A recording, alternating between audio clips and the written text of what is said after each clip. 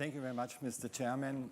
Let me please first also express my gratitude, showing my disclaimers to the organizers of this meeting for facilitating this session and for the support that Janssen gave to this talk. Good morning, ladies and gentlemen. My disclosures are shown here, and these are the learning objectives. After this excellent talk of Jim Kruger, I feel that there is not so much to add scientifically.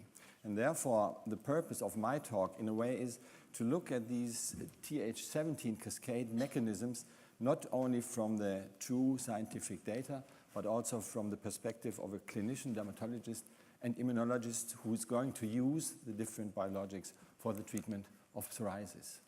So coming back to the very simple scheme, within the spectrum of helper T cells, the Th17 cells are characterized by the production of IL-17A, IL-17F, IL-22, and interferon gamma. And beside this function, the function of these cells in the protection against extracellular bacteria and fungi, and also in the homeostasis of the intestinal barrier, these cells are involved in the pathogenesis of several autoimmune diseases, including systemic lupus erythematosus, multiple sclerosis, rheumatoid arthritis, psoriasis, and inflammatory bowel disease, the latter one being a little bit the topic of the next two coming talks. Interference with this Th17 pathway is currently now the most efficient way of treating these disorders. It requires, however, that we understand the mechanisms of action in terms of the Th17 differentiation. We had an excellent talk yesterday about Th17 cells, and I have not so much to add. But still I can outline again that Th17 differentiation occurs in three phases.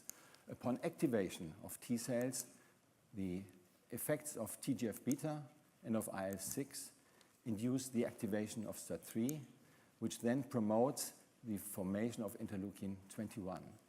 Autocrine signaling by Interleukin-21 in a STAT3-dependent signaling way then promotes the induction of ROR-gamma T, which is the major transcription factor of Th17 cells, the production or the expression of IL-17A, and of the IL-23 receptor. And only then IL-23 can bind to the IL-23 receptor and act on the final phase of Th17 differentiation, which is stabilization and expansion of previously differentiated Th17 cells, which then produce the different effector cytokines, which have been so beautifully outlined by Jim Kruger before. These are the ones that then cause the damage in disease. This is a more easy depiction of this pathway. We have the three steps from differentiation under the influence of TGF-beta, IL-6, to amplification under the influence of IL-21, to stabilization and expansion under the influence of IL-23, that finally leads to the effector phase of Th17 cells, which is mediated by the cytokines and which signal through heterodimeric IL-17 receptors, many of them using the IL-17 receptor A chain. And when we look at this graph, we may understand where the different mechanisms of action of biologics interfering with the Th17 pathway are. Antibodies against IL-17A and IL-17F, they block the activity of the cytokine. Antibodies against the IL-17 receptor A chain block the efficacy or the signaling of several IL-17 cytokines, and blocking IL-23 actually interferes with stabilization and expansion of the Th17 cells. So what are the functional consequences?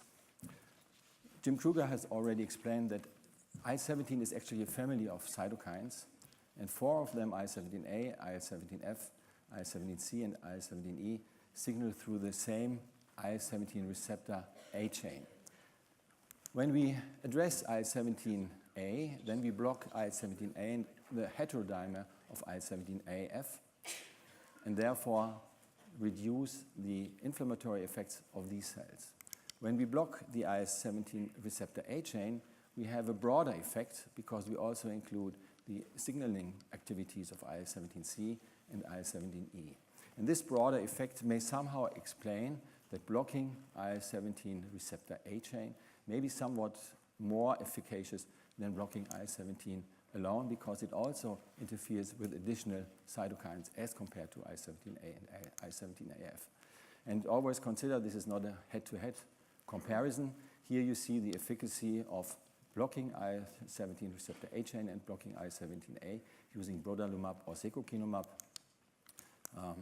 And in terms of PASI improvement, you can see that for PASI 75, PASI 90, PASI 100, really blocking interleukin-17 receptor A chain through brodalumab is somewhat more efficacious, achieving a physician's global assessment in close to 80% compared to 65% with brodalumab compared to secukinumab, and having a PASI 100 in approximately 40% of patients compared to 29% with secukinumab. This is a result we could not have considered maybe 15 years ago, and I remember a publication from Koh and Lebwohl saying in the late 90s that clearance of psoriasis is not a real expectation. And this has really changed now the expectations that we can set in patients. The response can be maintained over time, as you can see here, for IL-17A antibodies. So interference with the Th17 effector cytokines, as shown for the 152 weeks, meaning nearly 3 years of exposure to secukinumab, either 300 milligrams or 150 milligrams, may achieve a PASI 75, 90, and maintain the PASI 100 over a prolonged period of time, whereby the lower two lines document the response for treatment on demand, showing that actually permanent treatment is better for maintaining a response. Now, what is the difference to interfering with blocking IL-23? As I mentioned before, blocking IL-23 just acts on the stabilization and expansion of previously differentiated Th17 cells, and therefore interferes with the production of these effector cytokines, which seem to be downregulated. We currently have 3 different IL-23 antibodies available. It's tildrakizumab, guselkumab, and risankizumab. Although these 3 antibodies all target the same molecule, there seems to be some difference in efficacy. When we look at the data for week 12 or week 16, down here, then we see that the highest efficacy with risankizumab achieving a physician's global assessment of clear, almost clear, and close to 90% of patients with risankizumab, about 85% of patients with guselkumab, and close to 60% of patients with tildrakizumab. This difference in activation or in efficacy at week 12, however, seems a little bit also to reflect that tildrakizumab acts a little bit slower, because over time it seems to catch up, and the physicians of global assessment of clear and almost clear is reaching up to close to 70%, but this takes 28 weeks. And this becomes also obvious when we look at the kinetics. Here from the resurface studies, you see that week 12, the efficacy further improves until week 22, until week 28. So the maximum response requires a somewhat longer time, while using risankizumab already achieves the maximum response, here shown for the PASI 90 at week 12. Comparing blocking IL-23 to TNF-alpha blockade, meaning comparing regulatory cytokine to effector cytokine, shows that actually blocking IL-23 is superior to blocking TNF-alpha. As shown here for the PASI 75 and for PASI 90 and PASI 100, a greater proportion of patients are maintained in a particular response state if you block IL-23 than if you block TNF-alpha, as here in the Voyage trial, using Humira as a direct comparator. And I will come back to this slide or to this efficacy a little bit later. As for the Th17 effector cytokines, blocking IL-23 is also very efficient over time. You can maintain the patients here in the 100-week observation study in between 70 and more than 80% in a PASI 90 response, depending on the mode of evaluation, or in a PASI 100 response between 43 and 50%. Again, a very, very substantial and impressive way of clearing psoriasis in moderate to severe psoriasis. Now, when we look at these data, we, of course, may ask the question, is blocking IL-23 and IL-17 really the same, since they address the same pathway? But there are apparently some differences. Blocking IL-23 is highly efficacious in psoriasis and Crohn's disease, while antibodies to IL-17A or IL-17RA, the receptor A chain, are highly efficacious in psoriasis, but they may exacerbate Crohn's disease in a subset of patients. And it has already been explained yesterday by Professor Kutru that this also reflects the data we have from mouse models where IL-17 inhibition weakened intestinal epithelial barrier function in a model of colitis, and it increased inflammation, while IL-23 inhibition enhanced regulatory T-cell accumulation, and it also attenuated inflammation. And as we learned also from yesterday, this is due, at least in part, to the effect that IL-17 acts on the intestinal epithelium to promote the barrier function. But there's another interesting difference between blocking effector cytokines and blocking regular cytokines, meaning blocking IL-17 and TNF-alpha or blocking IL-23. And this comes when you look at the dosing intervals. Blocking effector cytokines, TNF-alpha, IL-17A and IL-17 receptor A chain, requires much more dosing and has shorter dosing intervals, while blocking IL-23, the therapeutic efficacy can be maintained with very long dosing intervals between 8 and 12 weeks. And this difference becomes even more obvious when we look again at the Voyage trial. The Voyage trial has compared the efficacy of adalimumab, that is shown here, in psoriasis, moderate to severe psoriasis, for a physician's global assessment of clear or almost clear, in adalimumab regular dosing to several doses of guselkumab. Guselkumab and adalimumab have about the same half-life of 10 to 20 days. Still, treating with adalimumab requires much more frequent dosing to achieve and maintain a response than treatment with guselkumab. And this becomes particularly obvious when you look at the 5 milligram dose, which is a very low dose that was treated in this trial. And here, 4 doses of 5 milligram over a period of 40 weeks are sufficient to keep more than 40% of patients in a clear or almost clear state. And the meaning of this difference becomes even more intriguing when we look at the pharmacokinetics of guselkumab. This is the mean serum concentration for the different guselkumab doses that are included in this graph. And this is the 5 milligram dose of guselkumab for which we see the efficacy over here. After 50 days, according to this graph, there is actually no presence of guselkumab lost.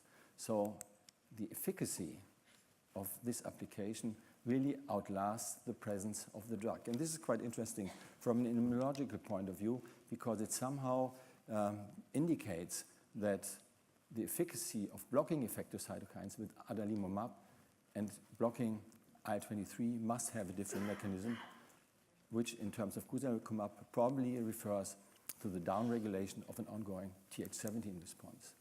And this also leads me to the final conclusion of my talks. Downregulation of pathogenic THC responses by blocking IL-23 has a different therapeutic pathway. Blocking IL-23 interferes with the maintained activation of Th17 cells, but not with Th17 differentiation, and it acts preferentially on memory effector cells. It means T cells actively involved in the pathogenic immune response.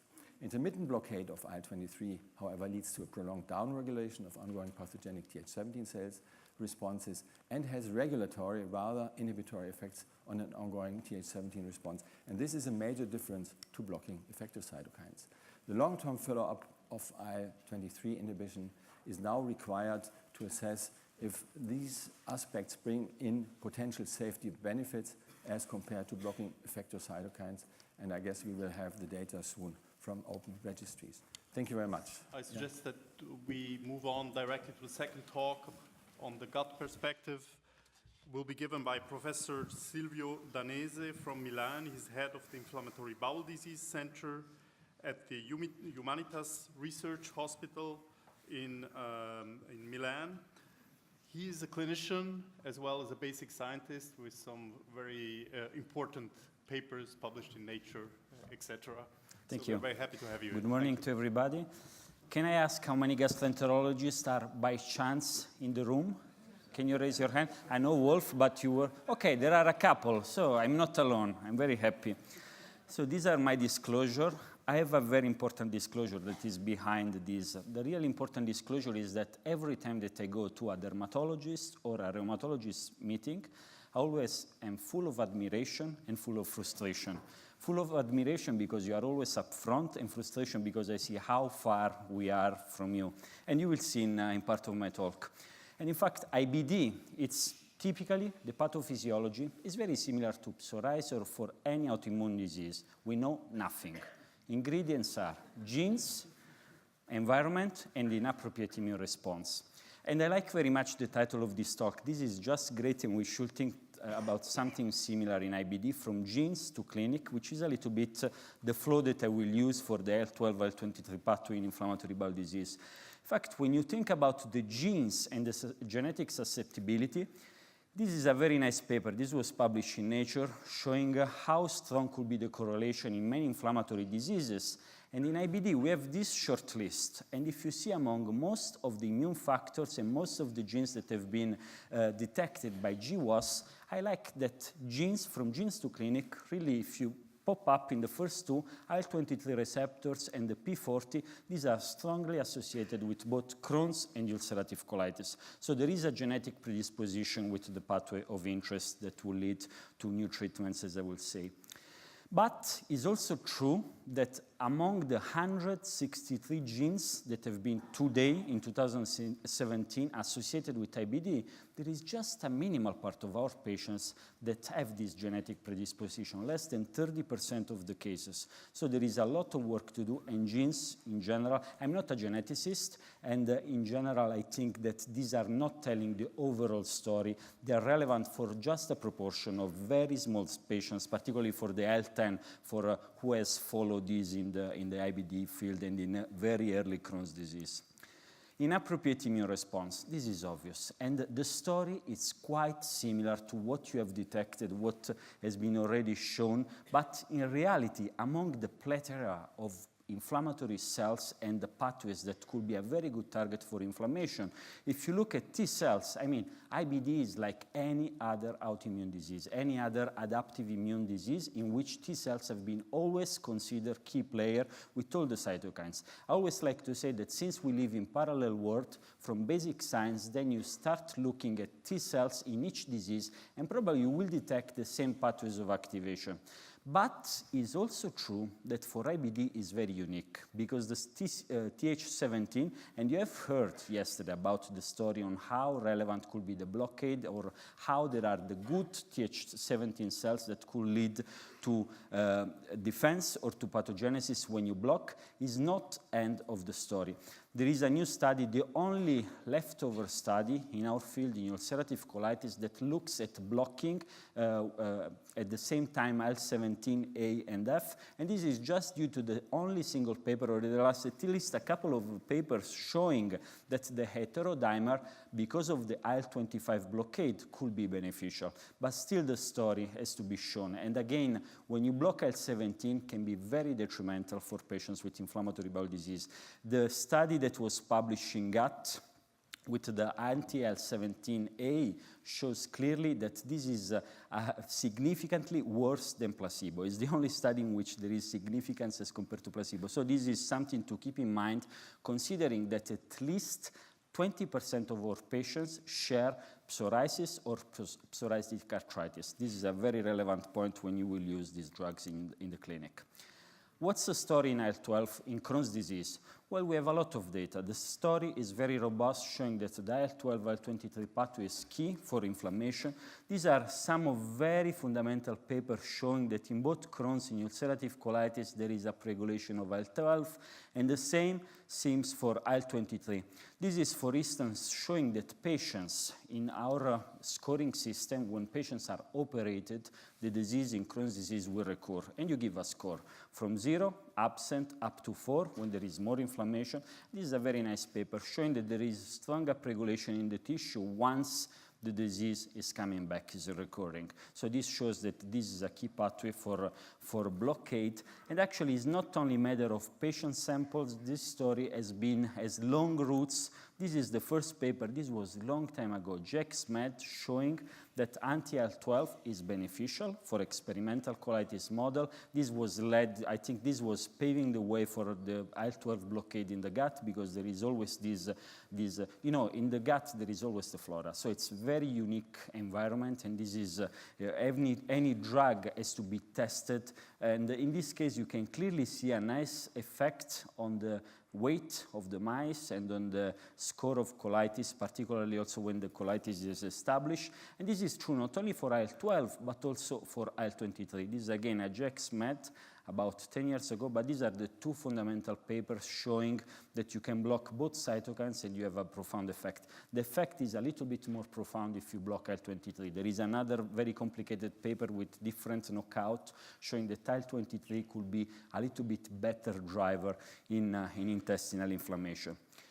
How this will translate from the genes to the pathophysiology to the clinic. Finally, we got, and this is some of the frustration, when you look at the targets that we have, of course, this is the pathway that we are talking for the IL-12, IL-23. We have many others in the pipeline, a little bit behind as compared to derma or to reuma. But the first drug that finally we got approved last year is ustekinumab. We have now under investigation at least 2 compounds that are much more advanced. We will have also, I think, guselkumab and mirinkizumab. But at the moment, we have ustekinumab approved since 1 year. These are the data. This is the New England paper for registration in Crohn's disease. Very nice data in which you can clearly see we use a higher dose as compared to dermatologists or rheumatologists, 6 milligrams per kilo in induction. This is the label dose. And actually, this shows that it is effective not only in failing patients from anti-TNF, but also in patients that are naive. So what you would expect from this mechanism of action. Not only good in the induction, this is the primary endpoints at week 6, but also in maintenance. And this is the 90 milligram sub-Q dose we can use every 12 weeks of every 8 weeks. And of course, we can shorten the intervals in case our patients are losing a response. So this is a drug that now is spreading in Europe. It was approved last year. Multiple countries have it already available. By the end of this year, we will have available in most of the European countries. But there are also new data coming. This is a gastro paper that we published, I think, early this year, showing that the MEDI 2017 is effective. These are all patients failing anti-TNF. And you see that for Crohn's disease, generally we tend to test this primarily in Crohn's disease, and then there will be ulcerative colitis. You see that it has a very nice effect for whatever endpoint you look, clinical response, remission, and also in the biomarkers, we generally tend to use fecal calprotectin as marker of inflammation in the gut and C-reactive protein. The second molecule, again, very effective. This was published early this year in Lancet, so this is all very recent literature in our field. This is risankizumab, showing that it's also very effective, particularly for the 600 milligram dose. There are also data in the long term, is effective not only for the clinical endpoints, but also for mucosal healing. These are all drugs that I'm very convinced we will have in our clinic. Now are undergoing phase 3 trials, not only in Crohn's disease, but also in ulcerative colitis. And I think just a matter of enrolling patients, but we will have it in our clinical practice. So with this, I would like to conclude that, of course, the IL-12/23 pathway is a classic example. I think it's the only example at the moment that we have from gene to clinic. It is very effective for Crohn's disease. In ulcerative colitis, we have no data, just few reports. We will have the full data set for ustekinumab, I think, by the end of next year. And here again, I'm not writing, but still, I'm full of admiration, a little bit frustrated, but we are catching up. Thank you for your attention. Thank you. So I would like to ask Professor Prinz also to come to the stage, and we will take questions. Are there questions from the audience?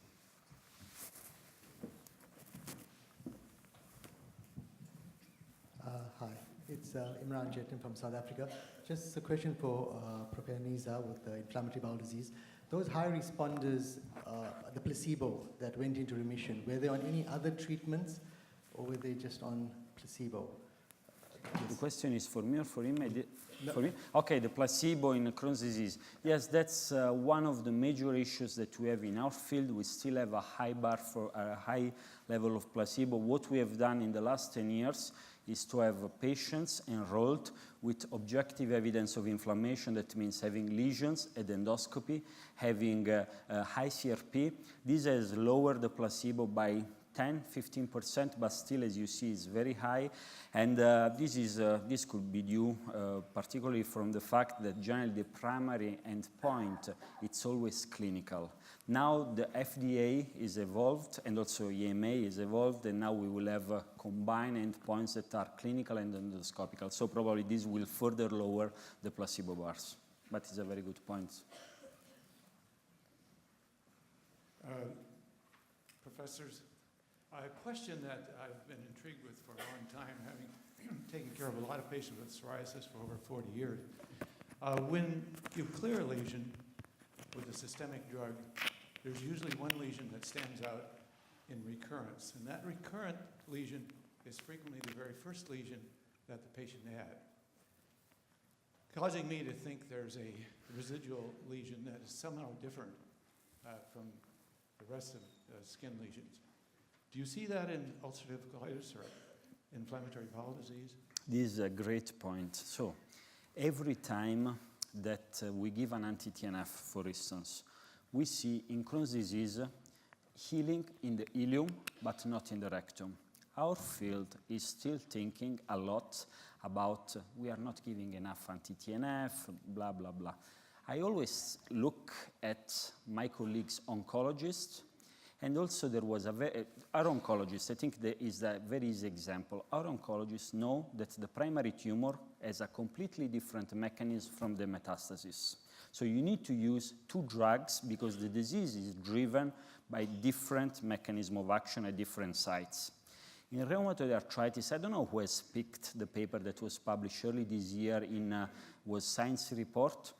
Patient with, let's say, left side finger, distal and proximal joint, making biopsies, several cytokines. The disease is driven in the same finger by two different joints, different pathways of inflammation. So we are very ignorant about the zonal expression and mechanism that drive inflammation. And I think this is what we need to do as an effort, to understand more how different are the different sites location in order to maybe combine different drugs. Professor Prinz, do you think this is true in psoriasis? That the first lesion is... Yeah, I only can refer to the data of Jim Kruger, who really shows that there's a residual scar in the lesion, and that apparently these lesions have a greater tendency to restart inflammation, potentially due to this still low-level threshold of inflammation that remains as a kind of inflammatory scar. And they have clones that are probably the resident memory clones. Mm-hmm. Long-lasting clone. Wayne Oliver from St. John's. A question to both. We see patients who have Crohn's and develop paradoxical psoriasis, and we have patients with psoriasis who develop Crohn's. My experience is that the natural history of both of those conditions are different than the usual disease that we see. Do you have any insights into the genetics, the immunology, and the management of those difficult patients? So there was a nice paper, the biggest paper that was published early this year in Annals of Internal Medicine, doing all the characterizations in these patients. We don't know anything about genetics. We only know that the disease is somehow driven, again, by IL-23, and in fact, all these patients will respond beautifully to ustekinumab. So I always tell to my patients with anti-TNF that the most common side effect will be skin inflammation or any kind of problem with the skin. That happens in about 22% of any patient treated with an anti-TNF. That can be dry skin up to paradoxical inflammation. That is in about 10–12%. I have not seen Crohn's disease coming up in psoriasis patients during treatment. When we use IL-17 antibodies, we usually exclude patients that have a family history of inflammatory bowel disease. I have a twin pair, one of these, so really identical twins, One of them has psoriasis, the other one has Crohn's disease, and we have a number of patients who really have these diseases together. But just changing from one pattern to the others, I have not seen yet. So for Dr. Danese, we heard yesterday this interesting hypothesis from Vijay Kuchru, who said that IL-17 probably eliminates both the inflammatory and the regulatory Th17 cells, while IL-23 probably only affects the inflammatory while leaving the regulatory Th17 cells in the gut, which are necessary for homeostasis. Is there any molecular evidence in your studies with anti-IL-23 versus anti-IL-17 which could suggest that there is this difference in cytokines which... So in general, the only hypothesis that could be explained is related to IL-25, and this could be one of the hypotheses. But again, that's why I was very much interested by the first talk about IL-17C. We don't have enough. If you look at the literature that we have, it's 10 papers, first of all. Second, I always like to you know the concept, the story of T-cell plasticity. T-cells are not static, so it's very difficult to categorize them in a subset because they will change the phenotype according to the inflammatory milieu. So this is work in progress. There are very beautiful models coming out about T-cell plasticity in the gut that will facilitate this. Well, please join me in thanking our speakers and both of our sponsors, Silvio and Janssen, for two excellent presentations.